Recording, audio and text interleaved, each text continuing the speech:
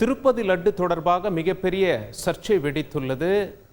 ஆந்திர முதலமைச்சராக இருக்கக்கூடிய சந்திரபாபு நாயுடு அவர்கள் மிகப்பெரிய குற்றச்சாட்டை முன்வைத்திருக்கிறார். சந்திரபாபு நாயுடு கட்சியை சேர்ந்த வெங்கட்ரமணா ரெட்டி ஆய்வறிக்கையை வெளியிட்டு ஒரு மிக முக்கிய குற்றச்சாட்டை முன்வைத்திருக்கிறார்.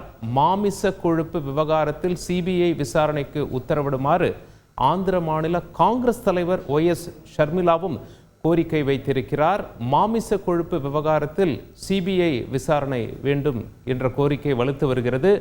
திருப்பதி கோயிலில் லட்டு தயாரிக்க பயன்படுத்தப்பட்ட நெய்யில் மீன் எண்ணெய் மாமிச கொழுப்பு கலந்திருப்பது உண்மைதான் என லேப் ரிப்போர்ட்டுடன் தெலுங்கு தேசம் கட்சியினர் குற்றச்சாட்டு முன்வைத்துள்ளனர். ஏற்கனவே முதலமைச்சர் சந்திரபாபு நாயுடு குற்றச்சாட்டு முன்வைத்த நிலையில் இவர்கள் லேப் ரிப்போர்ட்டுடன் தற்பொழுது குற்றச்சாட்டை முன்வைத்திருக்கிறார்கள்.